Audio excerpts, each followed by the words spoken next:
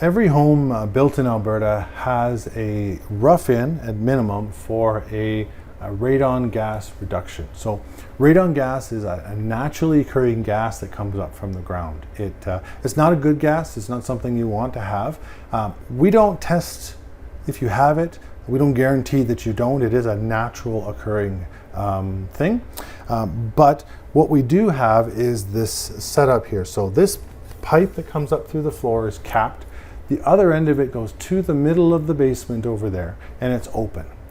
Underneath of the concrete slab is a piece of plastic, and then anywhere that something comes through the floor, that's been sealed. The idea is if there's any gas, whatever type it is, that comes up from the ground, it gets captured in that pipe and comes to here. So if you were to test and found that you have high radon or elevated radon levels, what you would need to do is add more piping to this, add a fan to it, and vent it outside at the right amount of airflow to get that radon back down again. So it's part of the code. It has to happen. But if you're going to test for radon, it's not a bad idea to do that. They recommend testing for at least 3 months, and typically over the winter is the best time to do that kind of a test.